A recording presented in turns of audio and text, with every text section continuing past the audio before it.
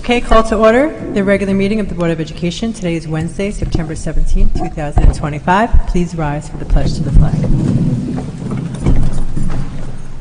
Pledge allegiance to the flag of the United States of America and to the republic for which it stands, one nation, under God, indivisible, with liberty and justice for all.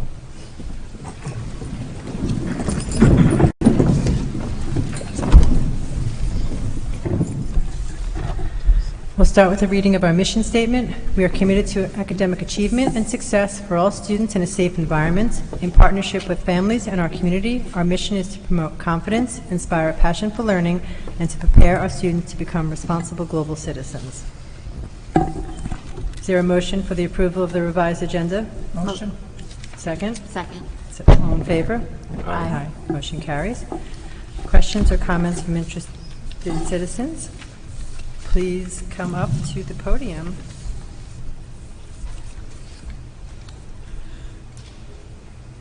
Is there a speaker addressing the board tonight that would like to come up to the podium?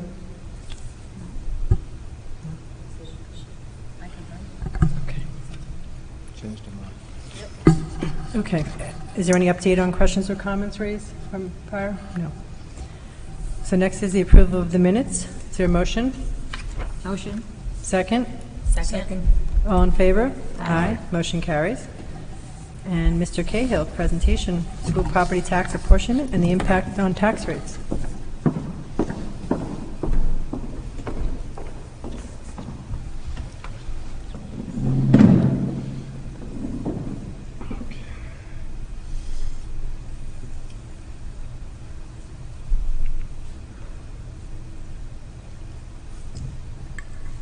Okay, thank you very much. Good evening, everyone. So I want to thank the Board of Education for allowing me to present to you this evening. And tonight we're going to talk about school property tax apportionment and the impact on tax rates. And if you recall, at our August 13th meeting, the board approved the tax warrant and the tax rates for the current year. And at the end of the meeting, I had mentioned in passing, if you will, equalization and the impact that it can have on tax rates. It's sort of like a factor where it will sort of distort the tax rate. And I also reminded everyone that our levy, which is the part of this process that we control, increased by 1.5%, but the actual changes to the tax rate were more than 1.5% and actually less than 1.5%. And that has to do with equalization and the apportionment process that we have to go through. So we decided to get into that in a little more detail tonight, and I tried to simplify what's a fairly complex process, and there's a lot of numbers. I've gotten some very simple examples to try to sort of distill this down, but I'm thinking, because it's kind of complicated, if folks want to ask questions during this or be a little more interactive, that's fine with me. So moving on, I thought it made sense to just talk about property taxes in New York State, a little bit kind of an overview, a little background.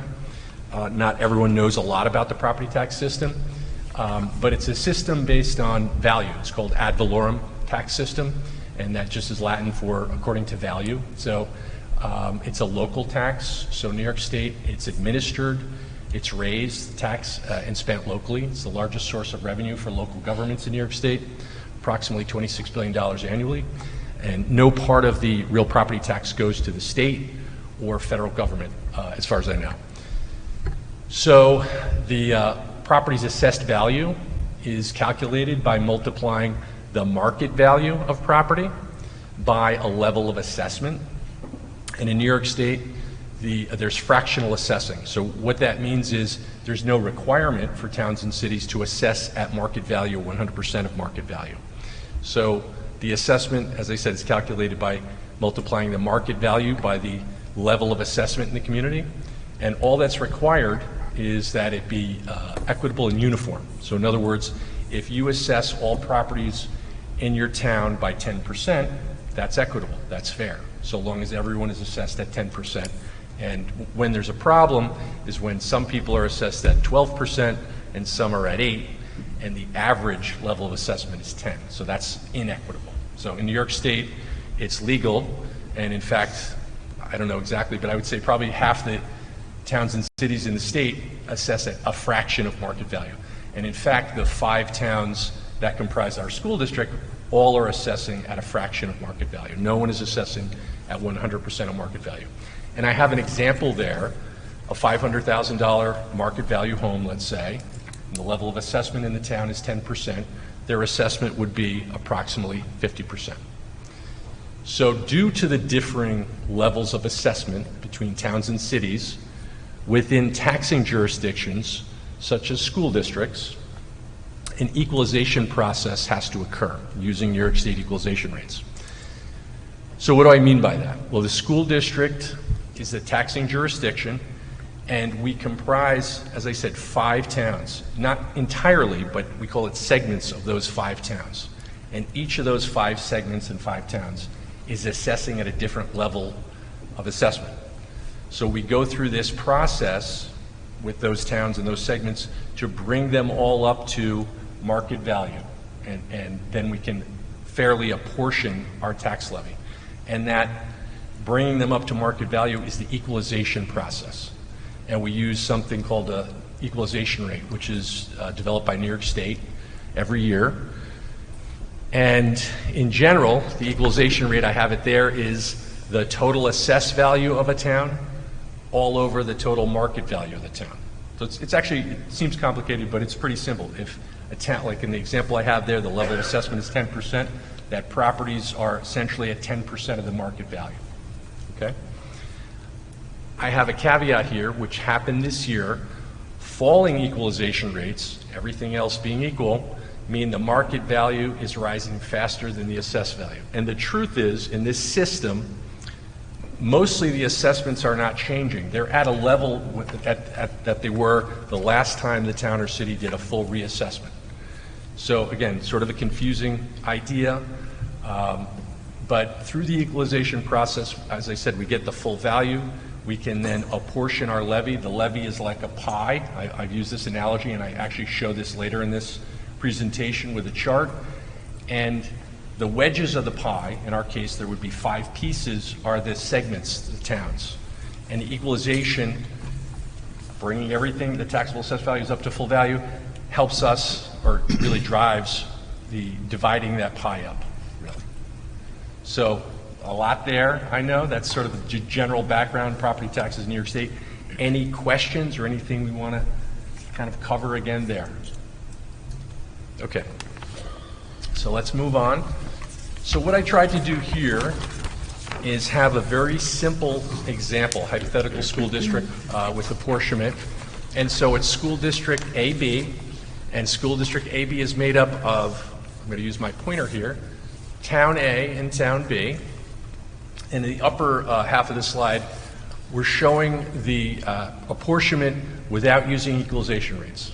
We're just taking the assessed value of each town. In each case, it's 10 million and 10 million, so it's 50% to each town. And the levy, hypothetical levy, would be $1 million. So each town would pick up $500,000 of the levy, and the tax rate is calculated as this part, the tax raised by each town all over the taxable assessed value times 1,000. So it sounds like a confusing concept. It's called the mill rate, but just understand when you go through that math, it would be $50 per thousand for each of these towns. That would be the rate with the $1 million levy.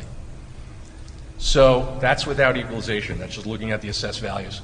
With equalization is the lower half of the panel, and the assessed value of each town is the same. But in this case, we see that the equalization rate for town A is actually 33%. Town B is 50%. And when you actually do the math, the equalization process, you take the assessed value divided by the equalization rate, 0.333. The full value, the market value of town A is actually 30 million, and the market value of town B is 20 million. So in this case, with equalization, really, instead of 50% of the levy going to town A and town B, really should be 60% of the levy is raised by town A and 40% by town B. And when you go through that process to calculate the actual tax rates, the fair and equitable tax rate would be $60 per thousand for town A and $40 per thousand for town B. So in the absence of equalization, we see that Town A is paying too little and Town B was paying too much. So it's the process we have to go through to fairly and equitably apportion our levy out to the towns. Any questions? We're good. So in the next slide, I'm using this same example, hypothetical school district, in year 2 with a decreasing equalization rate. So that's what we experienced to some degree this year in Monroe-Woodbury. And you see here the assessed value for Town A and B is the same, 10 million, but the equalization rate now for Town A, instead of being 33%, is 30%. So when we divide the taxable assessed value by 30%, we get a market value of 33.3 million. Town B has not changed.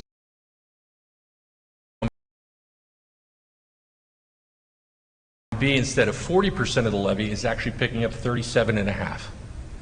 And when we bring this all the way down here to the actual tax rates, instead of being $60, the actual tax rate for Town A is 62.5, and Town B, instead of being $40, is 37.5. So just based on a decreasing equalization rate for Town A, they're experiencing a 4.2% increase in the tax rate, and Town B is experiencing a 6.2% decrease in the tax rate. No change to the levy. So that is the issue, one of the issues with falling equalization rates. And the way it works, and the way it worked for us this year, is it's really dependent on the proportional change. So I'll show you this in a sec. If the 5 towns in Monroe-Woodbury, you're the town that had the greatest decrease in your equalization rate, everything else being equal, you're going to see the largest increase in your tax rate. So let's keep going. Any questions or any comments on this slide? Patrick, I have one clarifying comment. I just want to kind of check my understanding. So the AV is something that is an assessed value. That only changes every few years, right? Because it would need a town reassessment. Correct. And then the market value is dynamic. I mean, that's changing all the time as homes are sold, right? So we have one factor of this that's dynamic and changing a lot, and the other one that's pretty static and changing only every couple of years. Is that right? Exactly right. Okay, thanks. And the AV, the assessed value, it's not even changing every few years. It's changing if you modified your property in some way. You added a deck or an addition. And that's what I was trying to get to before. For the most part, like we'll see in a minute, the town of Blooming Grove, their equalization rate is about 8.75%. So it's probably many decades ago the last time they actually did a full-blown reassessment and were at 100% market value. But that's exactly right. You got it right. And that's why every year there's a new equalization rate. If the market wasn't changing, equalization rate would kind of stay the same. But it is changing, especially in Blooming Grove. The town of Blooming Grove is seeing a lot of new construction and sort of a big increase in market value. Now the solution, like one of the solutions, would be everybody reassesses and we go to market value, 100% market value. There'd be no need for equalization. But you have to maintain that too, because the market, as you said, Candace, is changing. Typically what happens is every 3 years you'd reassess. You'd go to market value, and every few years you'd update based on changes in the market. Okay, so in this slide, we're actually looking at Monroe-Woodbury levy and tax rates, and I just want to sort of focus on the bottom half of the slide here for a minute, and I won't go through all of this because it's sort of tedious, I know, but here are the 5 towns that make up Monroe-Woodbury School District: Blooming Grove, Chester, Monroe, Tuxedo, and Woodbury. Here are the school taxable assessed values.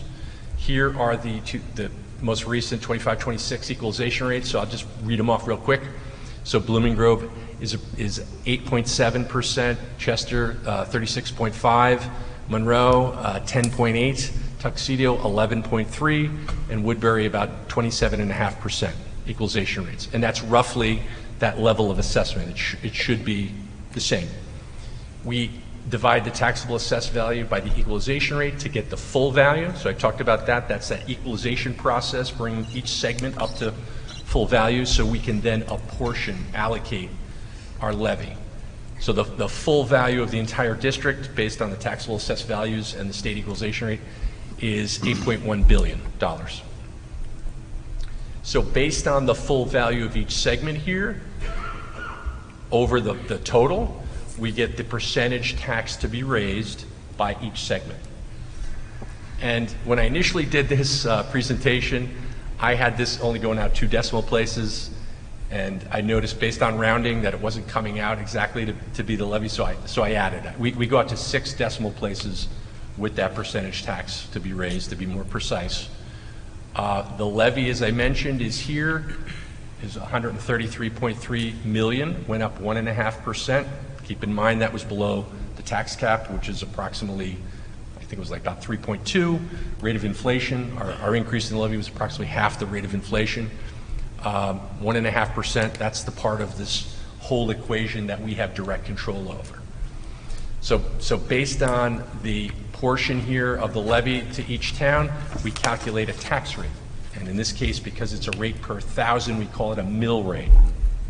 Now, I just want to point out one thing. If you were to do the math of this, tax levy for each segment divided by the school taxable assessed value, it could be a little different because there's something, and I'm not going to get into it, but I have an asterisk here, called rollbacks or omitted taxes, which are basically taxes that were not collected in the prior year, typically because of exemptions. A property sells, the prior owner had an exemption, the new owner is not entitled to that exemption, so we re-levy those taxes in the subsequent year, and those tend to reduce the tax rate a little bit for those segments.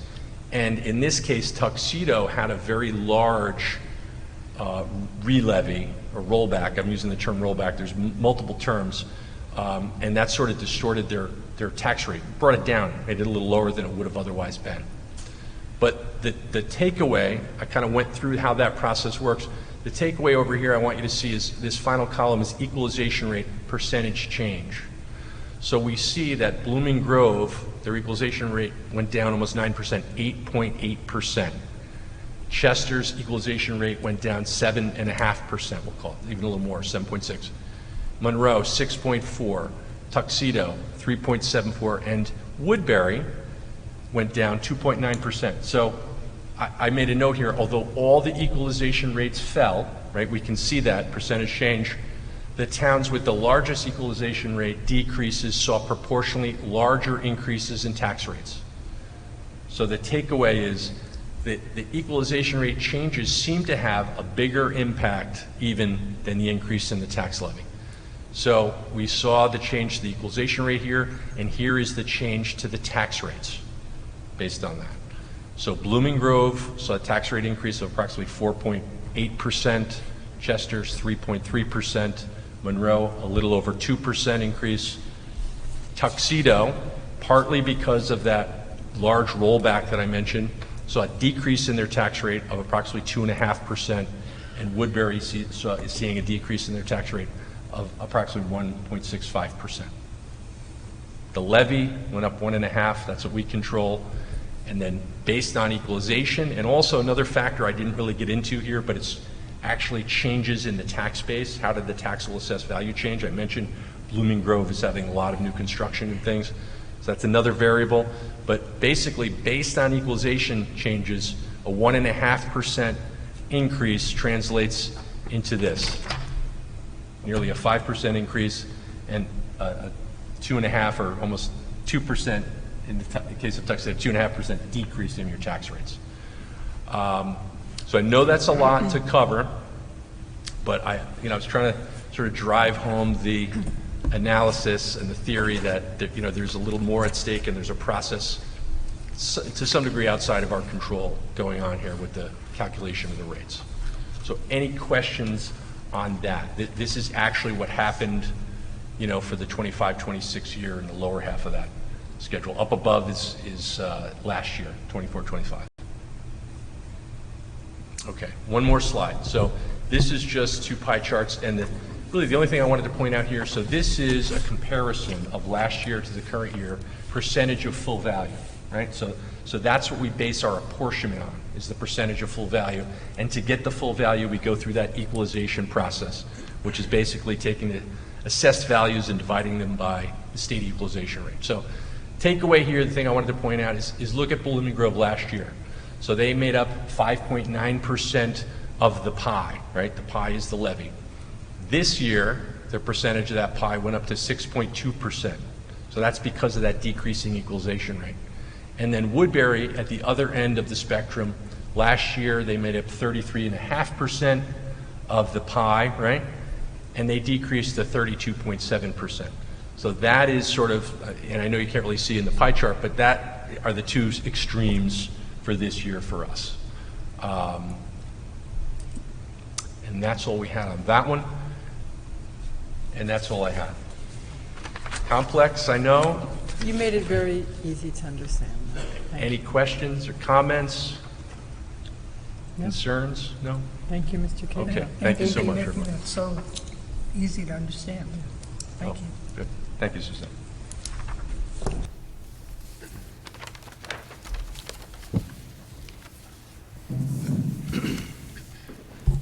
Okay, and for personnel, Mr. Berger.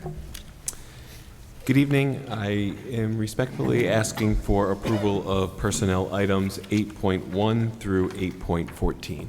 Any questions? Motion? Motion. Second? Second. All in favor? Aye. Motion carries. For business and financial, Mr. Cahill. Thank you. I also respectfully request approval of the business and financial items on the agenda, which are, I think it was 9.1 through 9.6. Any questions? Motion? Motion. Second? Second. All in favor? Aye. Motion carries. Motion on Committee on Special Education and Preschool Special Education, recommendations, motion? Motion. Second? Second. All in favor? Aye. Motion carries. And reports by board, Dr. Hassler. How did he get to go first? So, congratulations to everybody who was appointed tonight. Particularly, I'd like to congratulate our new registrar, Karina Flores, who starts tomorrow. Very excited to have you. The registrar is housed within the CNI office, so we're excited to welcome you to the team. Great job, everybody, so far on open houses. We have a few more left, but the buildings look great, and it's great to see all the families. Those that haven't occurred yet, I encourage everybody to please come out. Lastly, next Thursday night is our first home evening football game. We're using the same process that we did last year for securing a ticket to the game. So the high school's sending out that information as we speak. So I encourage everybody to please register for your tickets, and we look forward to seeing you next Thursday night. Good luck, Crusaders. Thanks. Thank you. Ms. Novak. I just want to thank Patrick again for a great presentation, very clear, and everyone have a great night. Thank you. Dr. Morales. Similar to Dr. Hassler, I'd like to welcome Karina Flores to the team as our registrar. It's been great going to the open houses and having the buildings ready and seeing our parents learning about the different programs and how their students will be supported. Other than that, have a good night. Thank you. Dr. Santiago. Thank you, Mr. Cahill, for such a simplified version of something complex. I'm still digesting, but thank you very much. Mr. Berger. Good evening. I too want to congratulate all of the new appointees and our new hires. The HR office has been busy since July 1st. We actually have hired 208 new staff members have come through our doors to meet with us as a district. So I want to thank the board and your support for the commitment to our district and our staff. And while I say new hires, many were for backfilling positions due to retirements or internal promotions or temporary leave replacements. We have substitutes in that number as well. But as a whole, we've been busy, and I just wanted to thank the board for their support with that. I've also attended some open houses. It's great just to see the energy and the buzz back in the buildings, seeing the staff and the students returned. Looking forward to the upcoming weeks. So thank you and have a good evening. Thank you. Mr. Reynolds. Have a great evening. Thank you.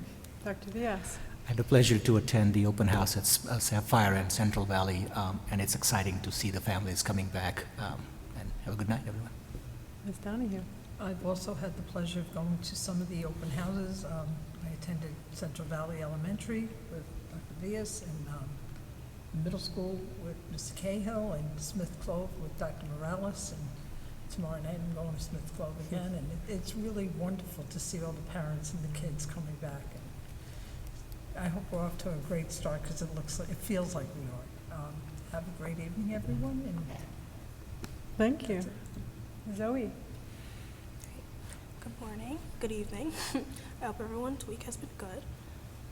As student representative, not much has been done so far since we're about 2 to 3 weeks into the new school year, but that will change very soon.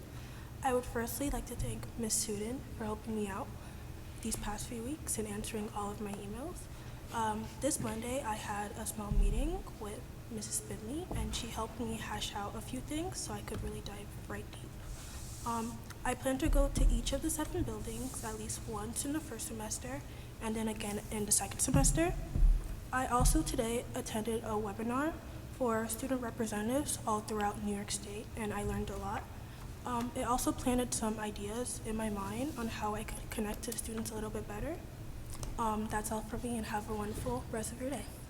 Thank you. Ms. Robinson? Thank you, Mr. Cahill, for your presentation, and have a good night. Thank you. Superintendent Norman? Good evening, everyone. So just a few quick updates, just to inform the board and the community of where we are. I'd like to start with the distraction-free learning update, and I'll categorize by the high school and middle school. So at the middle school, we're seeing positive momentum with implementation. Staff are following through with the protocols, and students are responding very well overall. Still working through a few consistency points, but nothing out of the ordinary at this stage. So more to follow. As far as the high school is reporting that things are going extremely well also. Student and teacher feedback has been positive. Arrival and dismissal are flowing with little to no impact. So from their perspective and also my perspective, we've hit or even exceeded our goal of 95% compliance at this particular time. So thank you, administrators, teachers, and everyone for doing such a great job, students as well. So I want to inform the community and the board that there was a fire in the basement at our education center. This occurred early Tuesday morning, and the education center is located on Route 32 in Central Valley, not the Harriman Center.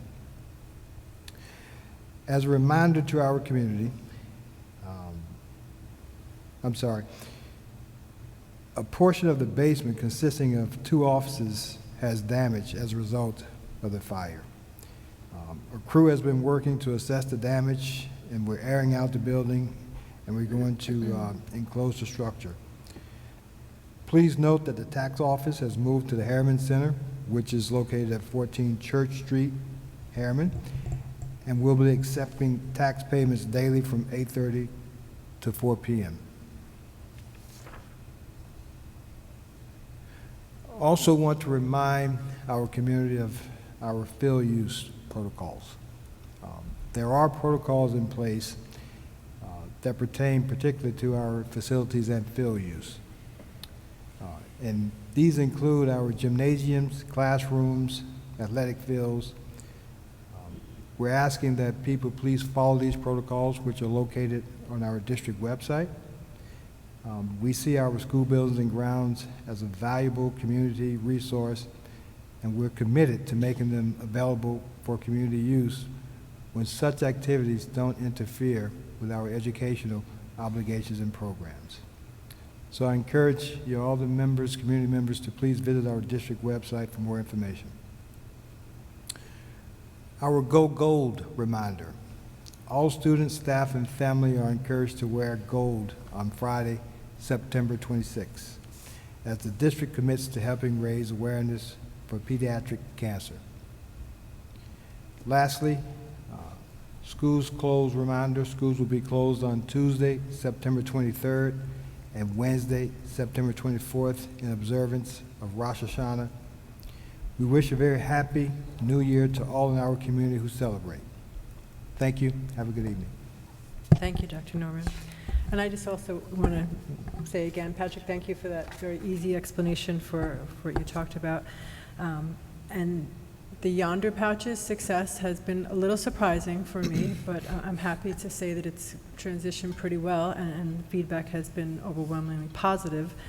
And welcome to our new staff, and yes, special shout out to Ms. Flores for the registrar position, and to Ms. Gentili's first official evening with us here as our district clerk. So welcome to you, and thank you, Zoe, for the work that you are going to be doing this year. We're looking forward to it. And with that, I ask for a motion to adjourn. Motion? Second? Second. All in favor? Aye. Meeting adjourned.